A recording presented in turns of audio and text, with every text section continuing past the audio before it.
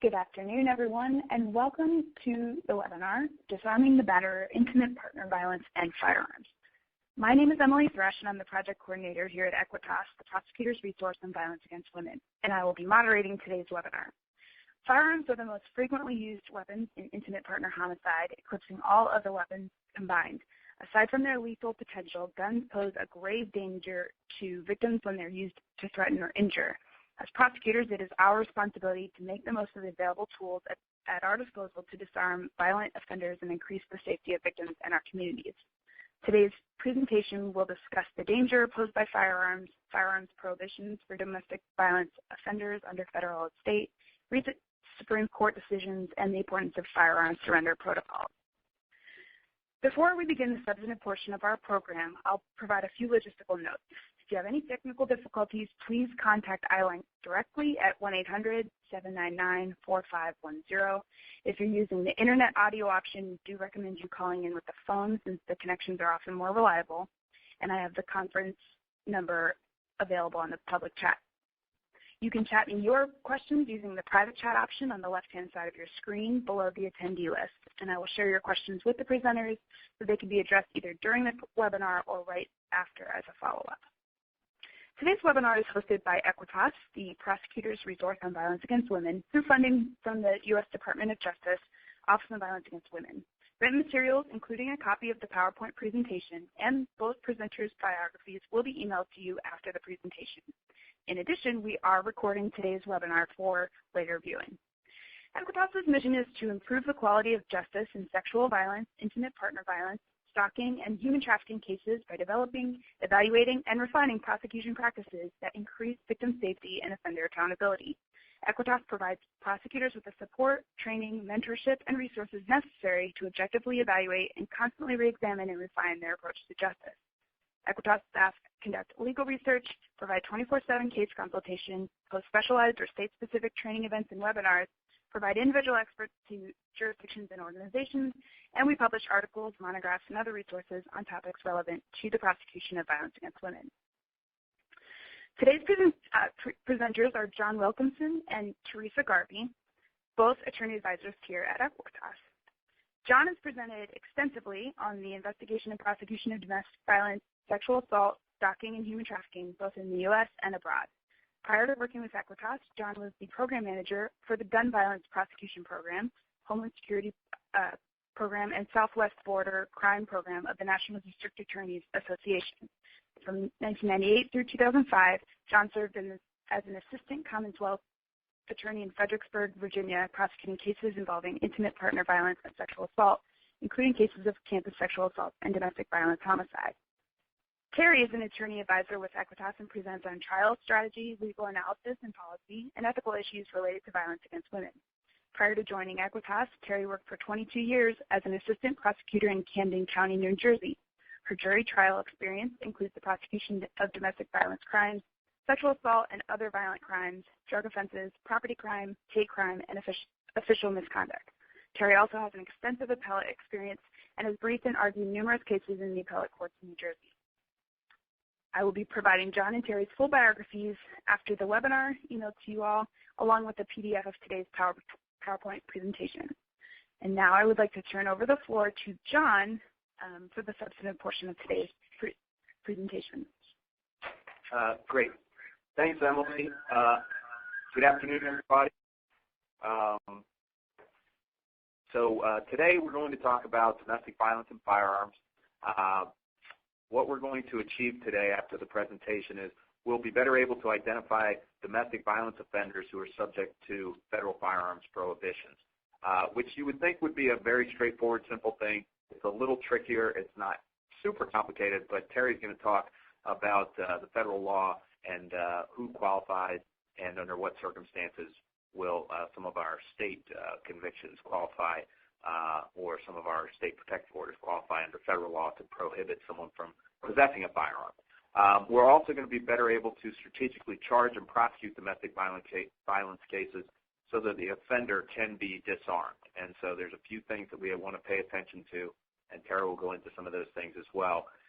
Always the best way to approach these cases, I think, is collaboration. And so we're going to be better able to collaborate with all of our allied professionals, which includes federal prosecutors, to disarm those dangerous individuals, hold the violent offenders accountable, and enhance victim safety. And disarming dangerous domestic abusers is a safety measure. It will enhance victim safety. So we do want to think about that when we're approaching these cases. So just some statistics to kick this off. Why are we talking about domestic violence and firearms? Because there's some information that suggests that firearms and domestic violence are really a dangerous combination, and that's why we have to pay special attention to it. Just some general homicide statistics from Susan Sorensen, who back in 2006, who did quite a bit of research on this. Homicide. Second leading cause of death for adolescents and young adults in the U.S. is homicide. Firearms are the most commonly used weapon in all homicides. So we see this again and again, and that's just generally. But when you break it down and you look at homicide that affects men versus homicide that affects women, you see a stark contrast. So men are most likely killed in public, on the street, somewhere out in public. But women are most likely killed at home. So that's the dangerous place for women as opposed to men who are in public. For men, the killers typically are acquaintances. They're most likely to be someone they know, but an acquaintance, not an intimate partner. For women, the most likely killer is a current or former intimate partner. So it really lays out how dangerous firearms and domestic violence can be and how subject to this danger women can be in these situations. So we do have to pay attention to this. We always want to be thinking about victim safety as the paramount concern when we're going forward in domestic violence cases. And having some of this knowledge about domestic violence and firearms, it improves our ability to recognize that these are dangerous situations and we need to pay a little closer attention to them and maybe ask some additional questions, which we'll talk about later. Intimate partner and violence and firearms. Nearly 2/3 of all women killed by firearms were killed as a result of domestic violence. 2/3 of all the women killed by firearms were related to domestic violence. That's a large number. Firearms are the most frequently used weapons in intimate partner homicide, eclipsing all other weapons combined. So we, again, have to pay special attention when firearms are present. And just some more information related to firearms. Dr. Jackie Campbell studied this and recognized that the presence of a firearm in a home increases the risk of homicide for women by 5 times. And so that presence of a firearm, presence of a domestic abuser is extremely dangerous for women. And again, we must pay attention to it. And when we have the opportunity to actively or proactively seek out information about firearms when there's a domestic violence case and then proactively seek to disarm these individuals, that's going to enhance victim safety. So we want to pay very close attention to that. Of these assaults, when we're thinking about domestic violence assaults, it's actually relatively few that are fatal assaults. The vast majority of domestic violence is non-fatal and ongoing. And it can escalate in many cases, and then you have to pay very close attention to those cases where it's escalating. About 1/4% of domestic violence assaults in the U.S. are fatal. So we do see domestic violence, and I've prosecuted domestic violence homicide.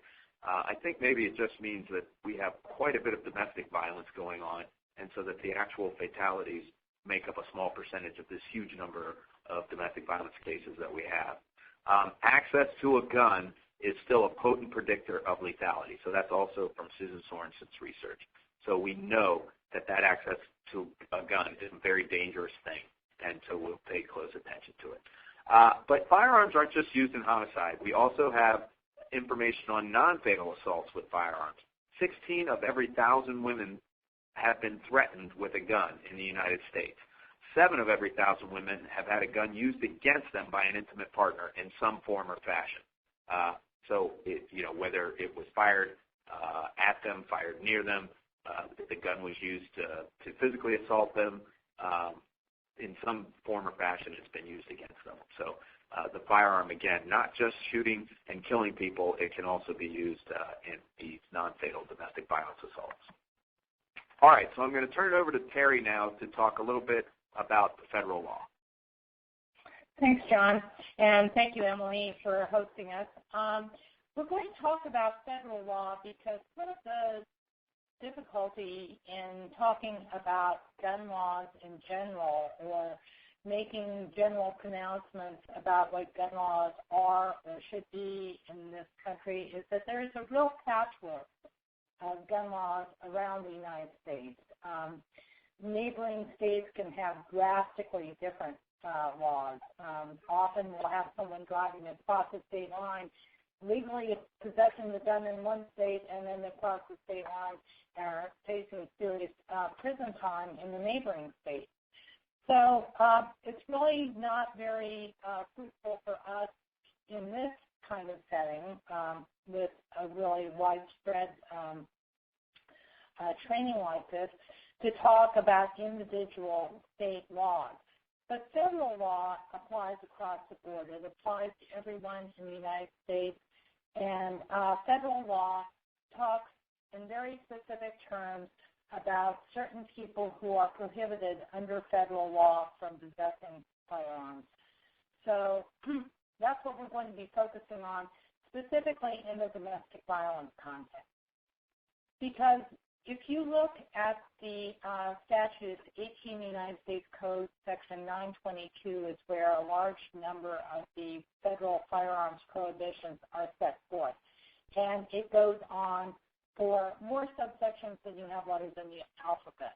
So we get into AAs and GGs and that sort of thing. But it does include a lot of the sort of typical kinds of individuals that many states also prohibit. For example, almost everywhere it is prohibited under state law or local law to possess a firearm if you're a convicted felon. That's just kind of a standard prohibition. That's also under federal law. Federal law also prohibits possession of a firearm if you are a drug addict, an active drug addict, an active alcoholic, someone who, and this is probably specific to federal law, if you renounce your United States citizenship. That's a federal prohibition.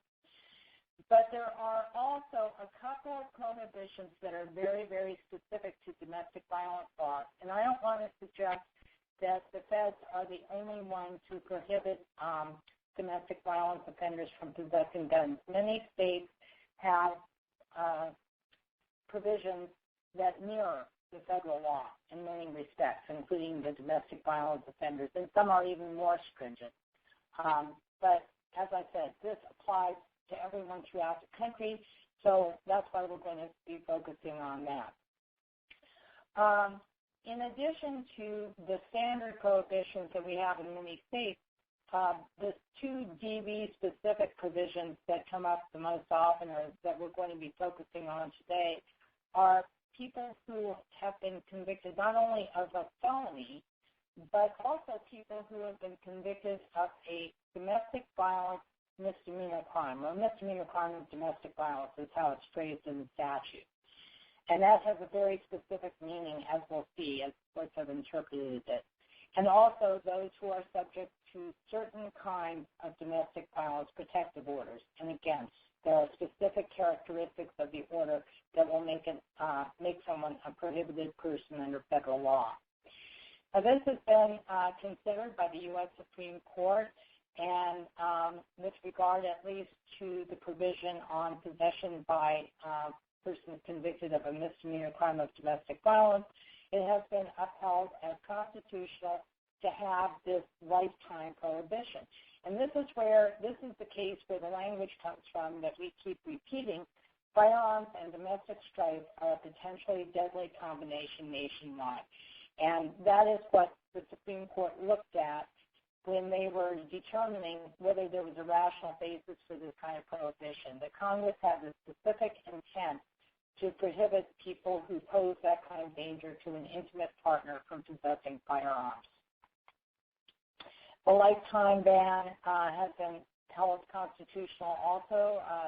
Seventh Circuit in the United States versus SKOIEN or however you pronounce it. I'm sorry, I should look up these pronunciations of these case names. But they said that there is a substantial relationship between the law's goals of reducing domestic violence and a lifetime ban on firearms possession by domestic violence offenders. We know from experience, if you've been prosecuting domestic violence for any length of time, that it's really, really the unusual person who is an abuser at one stage of life who really changes and really rehabilitates. It just doesn't happen that often. So in the interest of safety, they said that there is a rational basis for that lifetime ban. The two categories of prohibited persons that we'll be talking about are specified in two of these subsections, 18 United States Code 922G8, which pertains to protective orders. And it says that it is a federal crime to possess a firearm and or ammunition. Ammunition is included in this as well, while subject to a specific kind of protective order, a qualifying protective order. Under 18 U.S.C. 922G9, that pertains to the misdemeanor crimes of domestic violence. So those are the two subsections we're going to talk about here. Under the protective order prohibition, 922G8, it states that it is a federal crime to possess a firearm and or ammunition while subject to that qualifying protective order. Now, one of the unusual things about this prohibition is that it does not apply to law enforcement officers while they are carrying their duty weapon while on duty.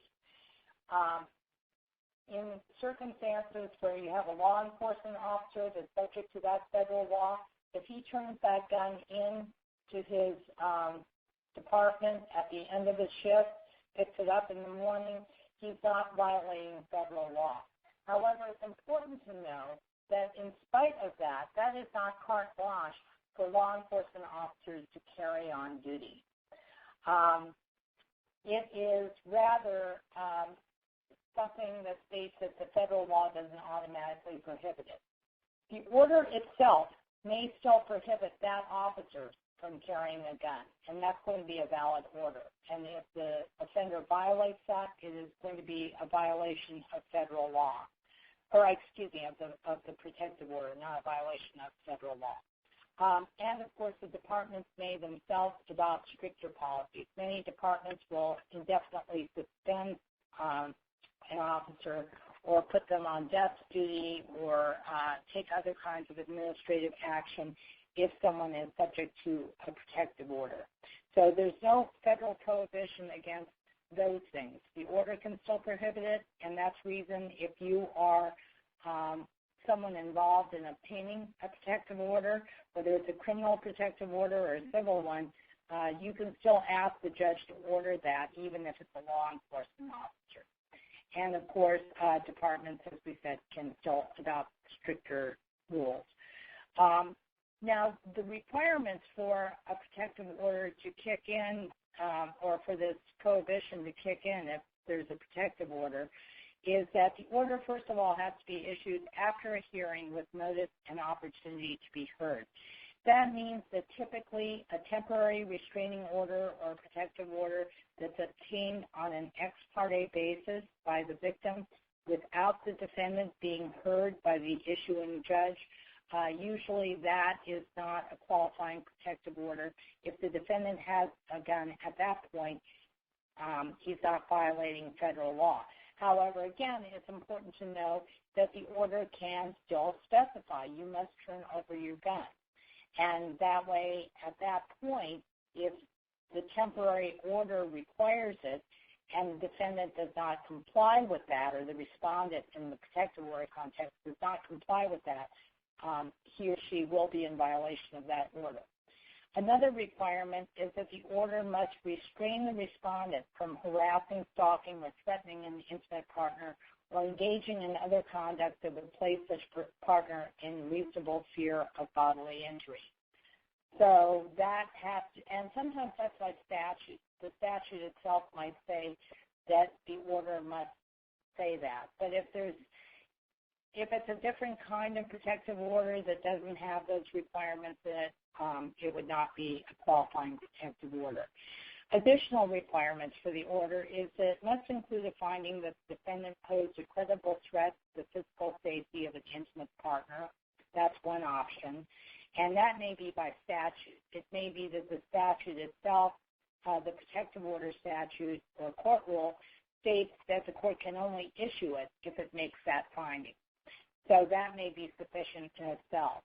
Or the other alternative is that the order explicitly prohibits the use, attempted use, or threatened use of physical force that would reasonably be expected to cause bodily injury. And that is typical language in most protective orders. So obviously, the vast majority of permanent or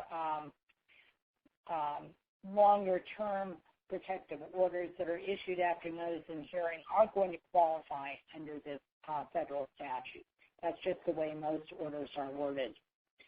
Now, the other category is that we talked about, and there's actually been more action on this in terms of the Supreme Court, which we'll talk about in a moment, states that it's a federal crime to possess a firearm and or ammunition after being convicted of a qualifying federal, state, or tribal misdemeanor crime of domestic violence.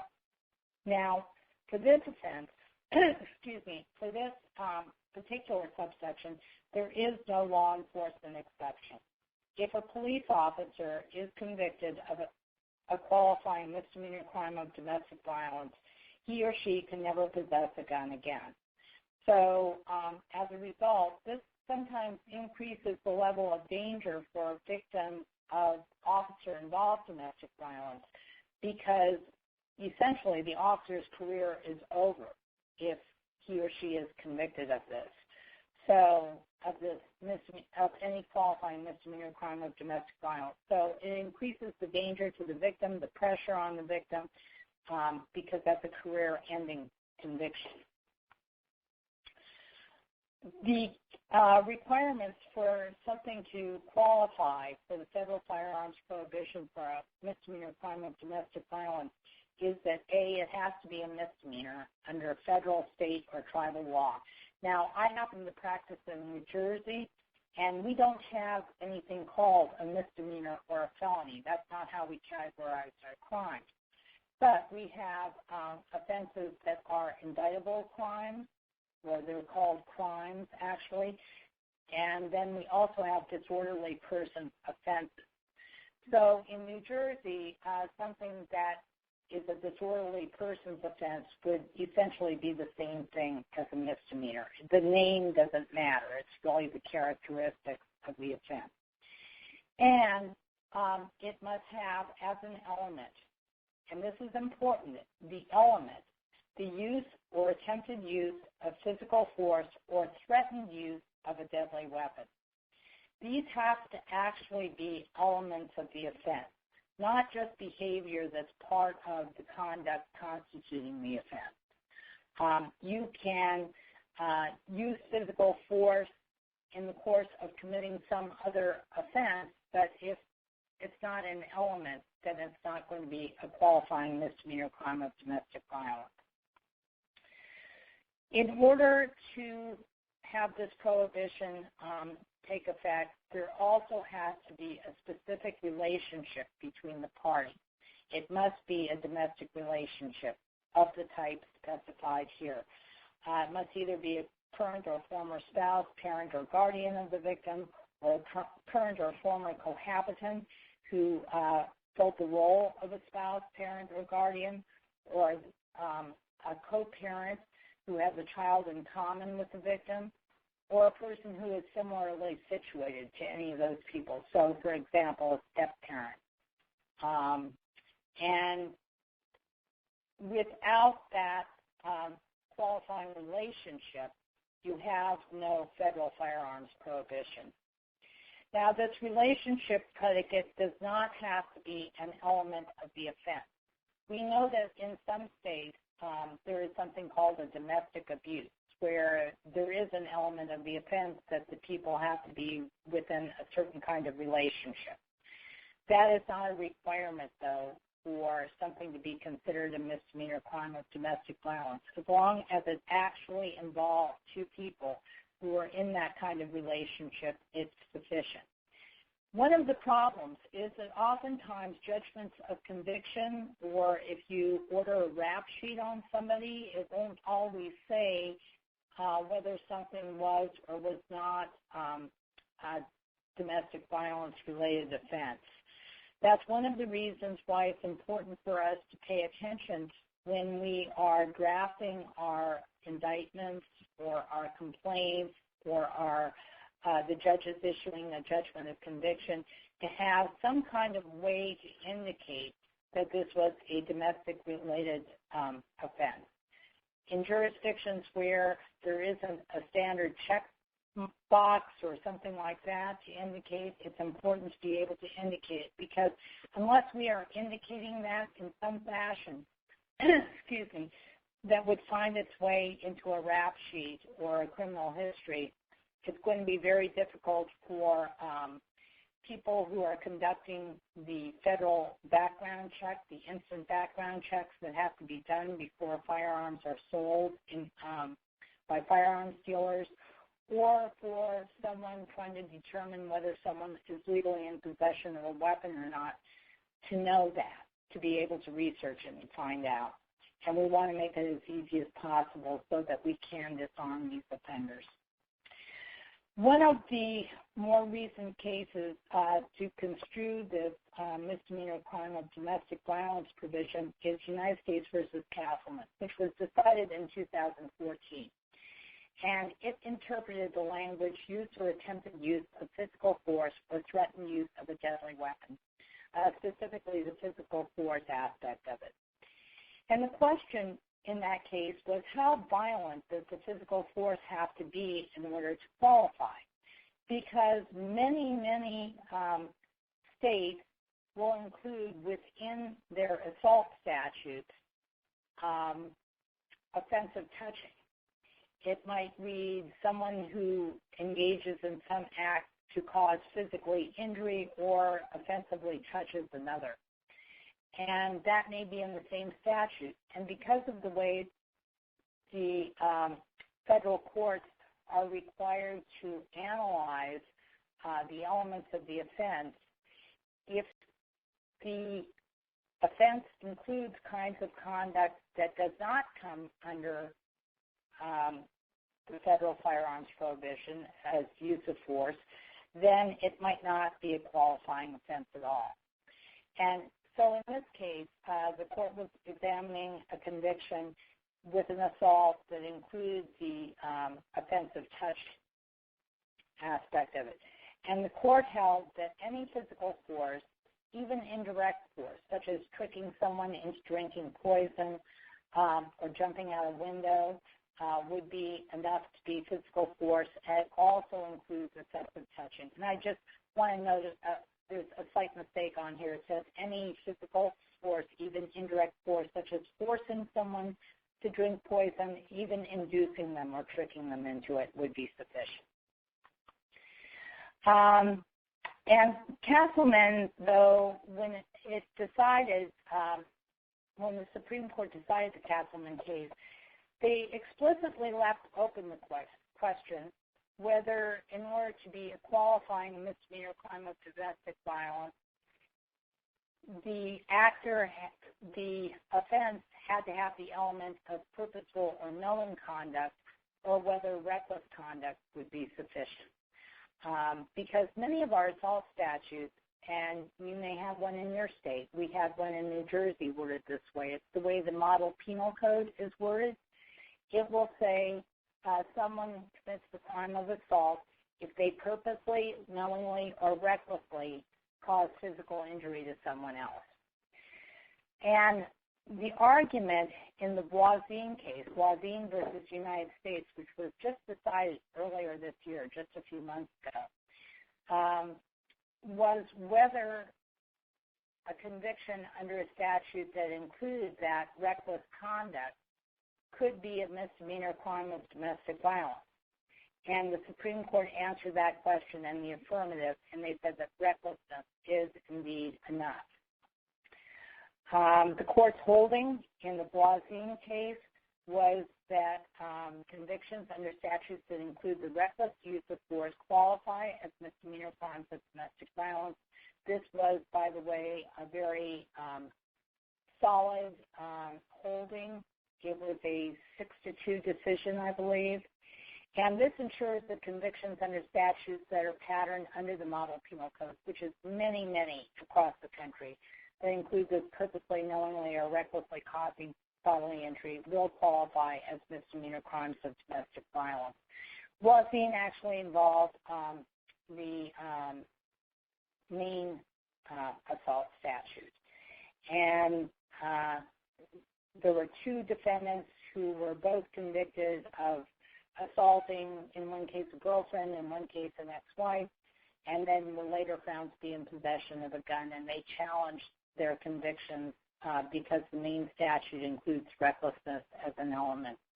And their conviction was not clear, and it wouldn't have mattered if it was clear. If recklessness was sufficient, that would have precluded that.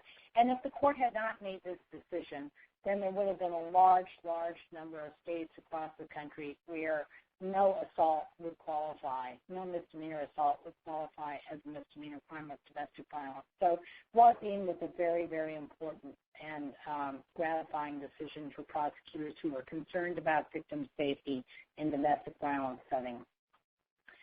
I just want to talk briefly about the modified categorical approach versus the categorical approach. It's kind of confusing and a little bit counterintuitive.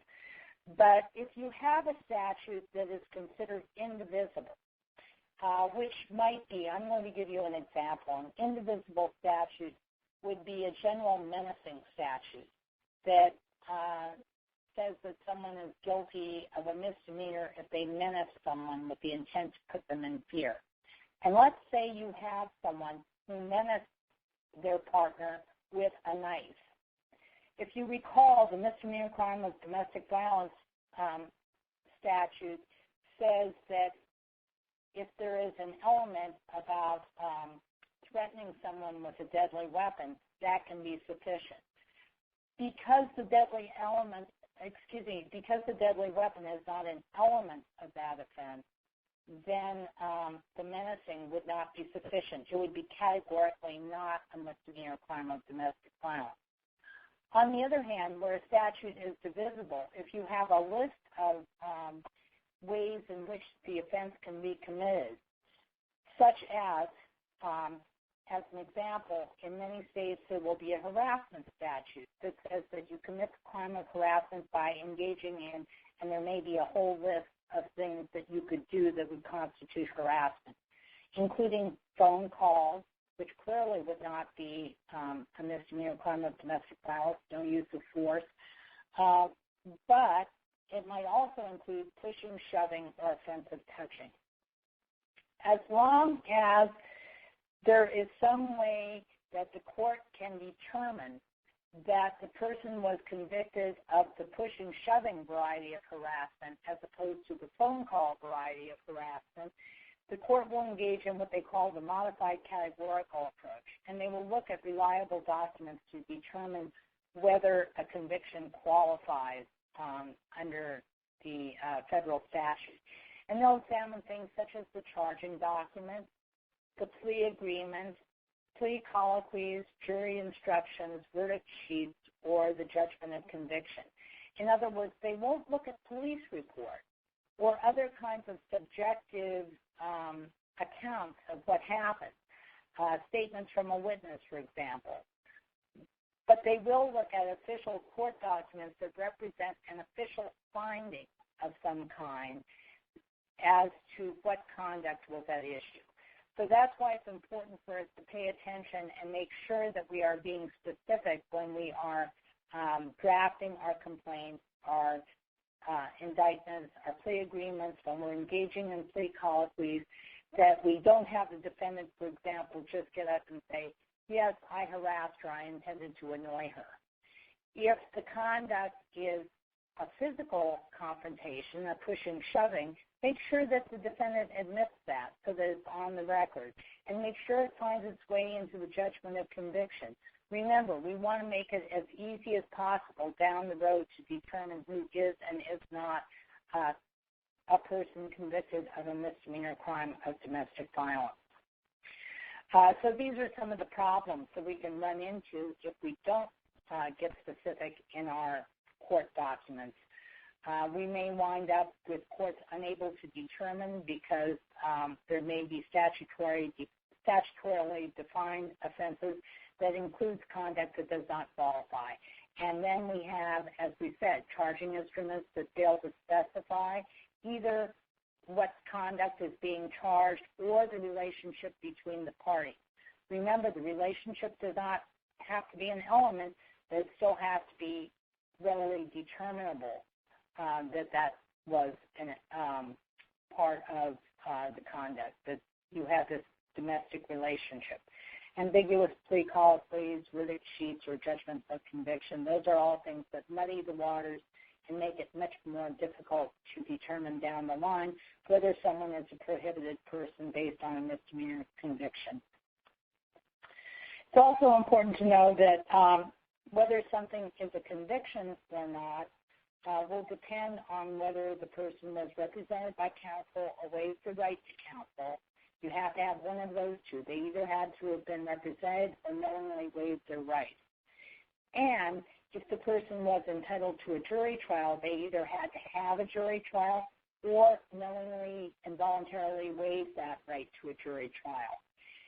In addition, a conviction that no longer qualifies if it has been expunged and set aside or the civil rights have been restored. So if any of those things happen, then the conviction no longer exists. But other than that, apart from that situation, a conviction for a misdemeanor crime of domestic violence results in a lifetime prohibition. It never comes back.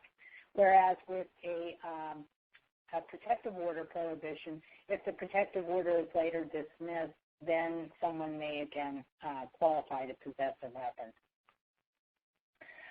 With regard to the issue about being represented by counsel, the court has said that the Sixth Amendment constitutional requirement is satisfied when the trial court has informed the accused of the nature of the charges against him, of its right to be counseled regarding his plea and the range of allowable punishments attendant upon the entry of a guilty plea. As long as the defendant is aware of that and advised of that, and at that point he waives representation, then you've satisfied that representation by counsel. It's preferable that we provide notice. The federal court, or the federal statutes rather, do not require that offenders be given notice before they are subject to a protective order or before they are convicted of a misdemeanor crime of domestic violence, before they plead guilty. However, Bylaw 2005 does require states to provide those, that kind of notice as a condition of receiving stop grant funding. So you are, a state is at risk of losing its funding if it does not provide that kind of notice to offenders. And at this point, I'm going to turn it back over to John. Okay, thanks, Terry. So again, in our collaborative approach, when we're talking about domestic violence and firearms, we should all be up to speed on danger assessments. Our offices or our collaborations in our jurisdiction should have somebody who's executing danger assessments, which is basically an instrument. The one that we typically talk about is Dr. Jackie Campbell's danger assessment tool that you can find at dangerassessment.org. And it basically is a series of questions, 20 questions about things that are going on in a relationship. And it's a good tool to use to understand how dangerous a situation a victim may be in.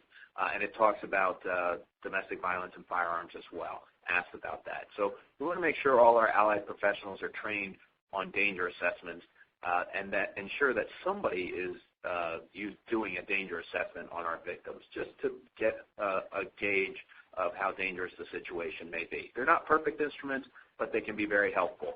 The Maryland Network Against Domestic Violence, in collaboration with the Maryland State Police, have created a Maryland lethality assessment program, which is a shorter version that police officers can administer to victims at the scene of a domestic violence case or call to determine how much danger they are in and to hook them up with services right away. And the idea is the quicker victims get hooked up with services, the less danger they will be in, because they'll be subject to services that will help them out of that. We'll use those danger assessments to identify the high-risk cases and proactively pay attention to those cases and find out what's going on.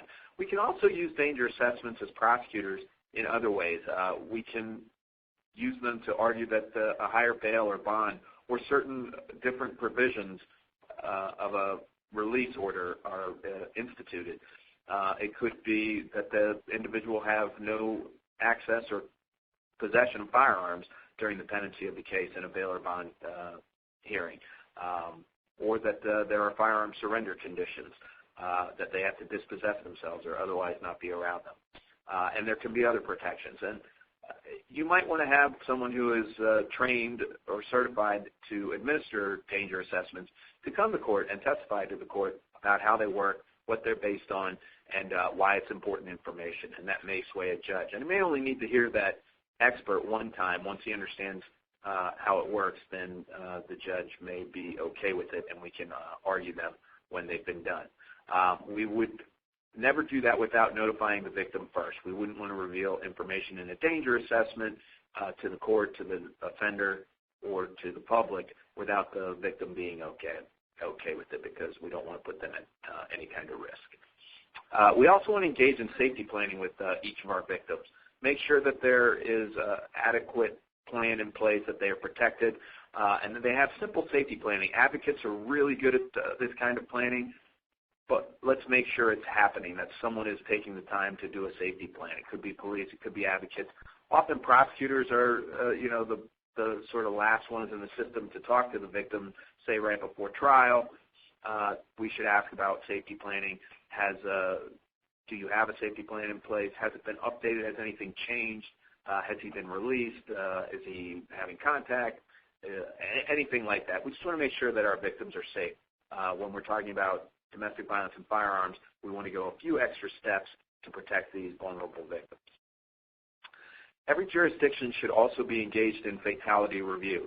This is sort of the end of one case, but the beginning of preventing fatalities for the rest of the community, for the rest of the cases that we have. So the idea behind fatality review is simply that we get all the individuals, all our allied professionals in a room together, and we go over what happened in a domestic violence homicide case.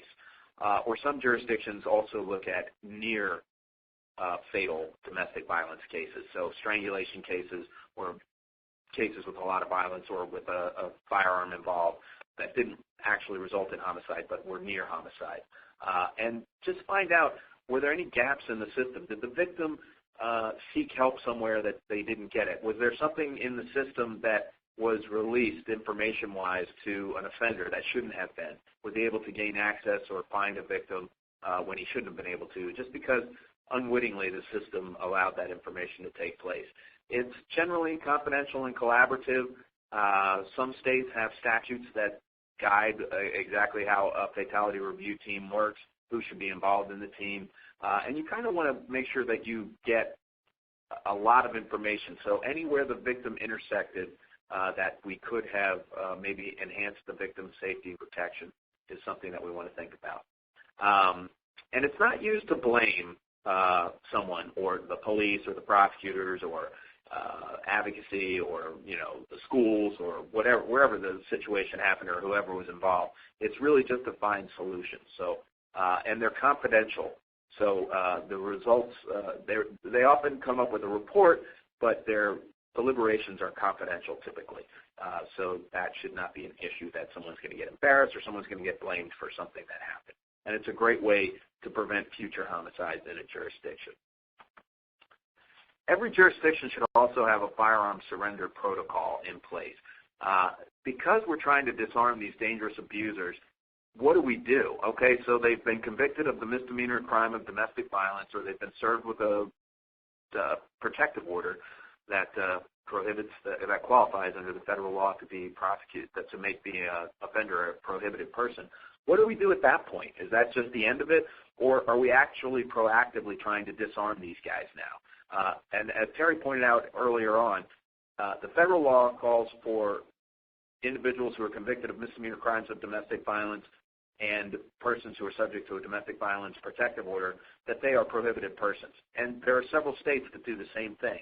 So if we have those laws in place, let's act on them. Let's come up with a firearm surrender protocol and develop a coordinated response to notify offenders that the firearms laws make them prohibited persons, and then to go one step further and try and disarm them. And we need everybody involved, prosecutors, law enforcement, judges, advocates, even clerks who are very good at tracking cases, making sure that systems are followed, making sure that, hey, we now have a protocol in place that we're supposed to ask about firearms, or if the judge orders that the person dispossess himself of firearms or surrender those firearms, that he has to come back to court and let us know how that happened. So clerks can be a huge help in these things. But we should have a protocol in place. All the criminal justice responders should be involved, and it should involve asking victims and offenders, particularly when they're under oath, about their access to firearms. And we can ask others, witnesses, family, friends, things like that. You might have a situation where an offender, a firearm was used in a domestic violence case, and it was seized by police, and now they're prohibited under federal law. So we're not going to return that firearm, even if it's not prohibited under state law. I would not want to put that firearm back in that person's hands. But is that the only firearm that they own? Does the victim know, yeah, okay, so you've got that firearm, but he's got 3 other ones, and he's got a hunting rifle, and he's got this, that, or the other. There's a shotgun, whatever it might be. We've got to ask about those and make sure we can account for all the firearms that he actually has access to or possesses or owns. They are prohibited from possessing a firearm. It doesn't matter if they own it or not. They cannot possess a firearm. And there's different types of possession. It can be personally possessed on their person, or it can be constructively possessed. And so we should look for that too, make sure that they don't constructively possess or just say, oh, you know, those firearms are my wife. I'm not in possession of those, but they're in the house or something, or they're maybe in a locked cabinet, but he knows where the key is or something like that. So we want to follow up to make sure that people actually who are prohibited persons do not have access to those firearms. And it starts by identifying the firearms and then taking steps from that point to make sure that they do surrender those firearms.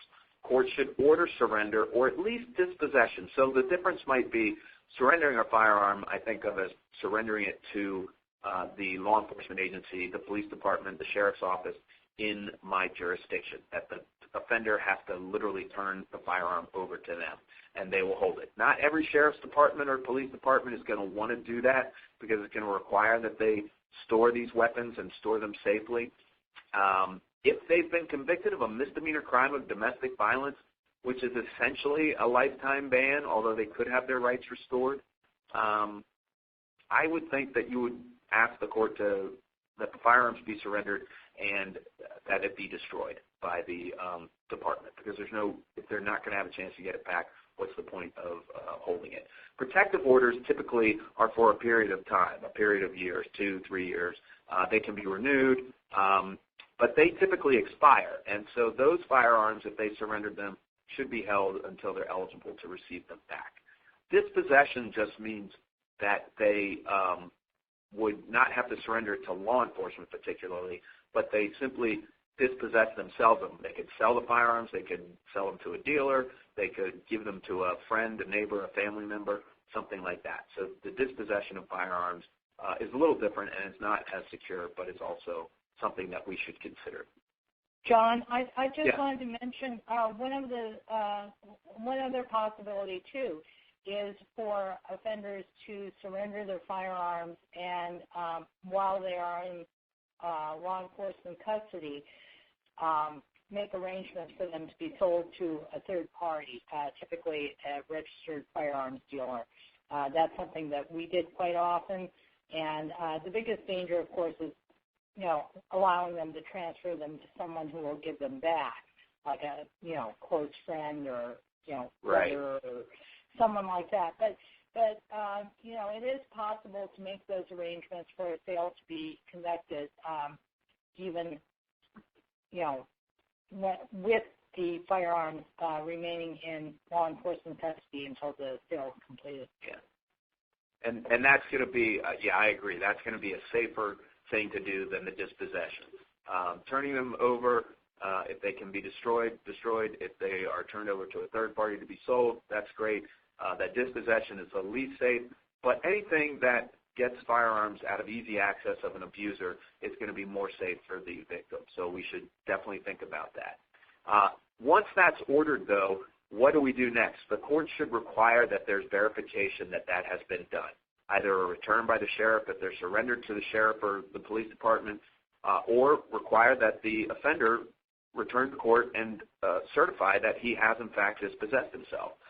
You can also keep in touch with victims to make sure that has happened, that they are on top of it or that they're aware of what he's done with his firearms. And even if it is he gave it to a friend or his brother or something, it's still going to be a little safer for the victim. But we want to make sure that that's verified, and that requires that the defendant answer the court's order and make sure that it's been done, or that there's a return from an appropriate party so that we know it's done. That's where clerks, I think, can be very helpful to make sure, oh, hey, we're missing this last piece. I can't close this case out. He's got to come back. We need to set a new date, something like that. We need to send out a notice to have him appear, something along those lines. So we want everybody engaged in this process, and that's going to be a way to make sure that victims are kept safe, that we're not just ordering that offenders be disarmed. We're not just finding those convictions that render them prohibited persons, but that we're actively following up with it. San Mateo County in California has a unit dedicated to looking at these records, finding out who's a prohibited person, tracking them down if they've been ordered to surrender those firearms, and investigating to make sure that that hasn't happened. It's a dangerous duty, but they take it very seriously, and they track these things down, and they're having quite a bit of success in these cases. So it's another strategy to think about. Police and sheriffs should have a safe surrender protocol for offenders to physically surrender the firearms and the ammunition if they're prohibited under federal law. Typically, federal law also includes a prohibition against ammunition. Not every state does. Some states do. So the sheriff's department can come up with that. Typically, it's going to be a policy where the offender will bring the firearm to the police station. It should be in the trunk of his car. It should be unloaded. It should be in a secure box, and the police can come out and get the firearm and make sure it's safe and take it from there. And he can get a receipt for it if it's so that they know that he's surrendered it, and then he can return that to the court to show that that actually happened. And to make sure it's the gun that we're talking about, the gun that he possesses, not some gun he just picked up to say, oh, yeah, this is the gun. So we should have a ways to identify that it's the actual gun that we know he owned. But the police officers should be able to do that in a safe way and come up with a safe protocol, because you don't want to endanger the police officers as well. We have a lot of information on firearm surrender protocol. If anybody is interested, please let us know, and we'll send that information right out to you. And the different roles of the different parties in the firearms surrender protocol information. And everybody really should inquire in their own jurisdiction, hey, do we have a firearm surrender protocol? Do we do that? Not every jurisdiction pays close attention to this. Some jurisdictions, there's a firearm culture that it's going to be difficult to get judges to disarm abusers. And I had one advocate tell me in the rural area that she serviced that, people still hunt for food and things like that, and actually forcing him to surrender his firearm was going to be a burden on the victim as well, on the entire family, which is an unusual circumstances, but it happens. And so we have to, it's not one size fits all, but make sure that we pay attention, and where we can make people safer, we should be doing it. We should be doing it proactively. Find out if you have a firearm surrender protocol in your jurisdiction. And here is some information about that. This is from Prosecutors Against Gun Violence, the firearms removal retrieval in cases of domestic violence. So identify, notify, remove, and store. The storage can become an issue as well, as we mentioned, but that's a great resource, and we can send you other things as well if you want them. All right, so just a few best practices to think about when we're working on these firearms cases. Ask about firearms. Ask the respondent about guns he or she may own, possess, or have access to. Ask the petitioner or witnesses about guns the respondent may own, have possession of, or have access to when we're issuing protective orders and things like that. Ensure that persons subject to a qualifying protective order are aware of the federal prohibition, or if it's a qualifying misdemeanor crime of domestic violence, that they're aware of that federal prohibition at the time of their plea or at the time of their sentencing. There's a Second Amendment right to possess firearms, so it's important to make sure that that's part of any plea, that they understand they're surrendering that right by pleading guilty to that offense, and to also let them know at sentencing that they're notified that they're now a prohibited person. We want to facilitate compliance by creating a safe and effective protocol for prohibited persons to surrender or dispossess themselves of firearms. Let's just get them out of the abuser's hands, and we want to confirm that that happened. We're going to have some system in place to follow up to make sure that that happened in this case. That's going to be the safest thing for the victims in this case. So going forward, in your domestic violence cases where firearms are involved or domestic violence protective orders where firearms are involved, consider firearm prohibitions when charging domestic violence crimes or negotiating plea agreements. So make sure that our charging instruments or that our criminal codes are going to suffice to make that person a prohibited person, and make sure that it's involved in plea agreements as well. And we want to develop policies and protocols to disarm those people who should not have firearms. Domestic abusers are particularly dangerous when it comes to firearms, and we want to make sure that they do not possess those firearms. We also want to request bail and sentencing conditions requiring the surrender of firearms. Terry talked a little bit about the prohibitions and how they affect police officers. And, you know, even if there is not a prohibition from a protective order from an officer surrendering his firearm when he's on duty, if he can still possess it on duty, let's ask our courts to say, no, that's not appropriate. It's dangerous. Those are dangerous situations. So let's make sure that we follow up on all those conditions, make sure we have the safest environment possible, and disarm abusers every time it's appropriate, and we can do so in a comprehensive and safe way. So that's our presentation for today. That is Terry's contact information that you can take down, and you can reach out to Terry for any information related to our presentation today. My information is almost identical to Terry's, except for my phone number, and you can reach out and contact me as well about anything that we discussed today. So, John? Yeah. Apparently there was a question from someone about danger assessment, since we've got a minute here. And this might be a good one for you to answer because you've done a little more on that. The question was whether all states and jurisdictions use danger assessments. Whether all states and jurisdictions use danger assessments? Yes. Okay, so I think that most everybody uses danger assessments. It's not sort of a law or anything like that. It is just a tool that many people use when they're engaged in domestic violence. It's generally advocates who are the ones who are using danger assessments to try and figure out how dangerous the situation the victim is in. It's not mandated particularly by law. It is just a tool that we use to keep our victims safe. And it not only allows us to assess how dangerous the situation is, it often allows the victim to sort of suddenly realize, gosh, I'm in a very dangerous situation, when they don't always realize that even after a violent incident. But the danger assessment asks questions like, is there a firearm in the home? Has he ever threatened to kill you? Do you believe that he will kill you or he's capable of killing you? And when a victim answers that yes, Dr. Campbell says they have an uncanny knack for predicting their own future. That when a victim gets to the point where they think, yeah, that intimate partner, I think, could kill me, that's very dangerous. Has he ever threatened suicide? Has he ever threatened, committed violence while you were pregnant, or threatened a child that you have? Sometimes it's not a child in common. Has he ever forced you to engage in sex when you didn't want to? So rape in an intimate partner relationship is extremely dangerous. Strangulation is extremely dangerous in a domestic violence relationship. They ask about that as well. So there's a series of questions. If you go to dangerassessment.org, you will find a lot of information and the tool itself on there.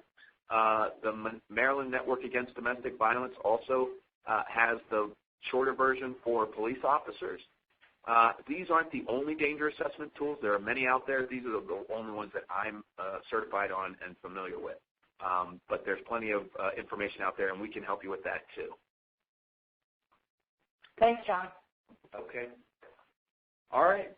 And yeah, thank you, John. Thank you, Terry, for presenting today. Thank you, everyone, for your participation. Like I said at the beginning, I will be sending out a PDF of the handout of today's presentation, and we have recorded it so that I will get that link out to you, so if you want to share it with colleagues or review it as well. For those of you who did chat me some questions, I'll pass that along that we didn't get to. I'll pass it along to John and Terry. And thank you again for your participation. Just remember that EQUITAS is a 24/7 technical assistance provider, and we're here. Whatever you need, just let us know, and we look forward to having you join us the next time. Have a good day.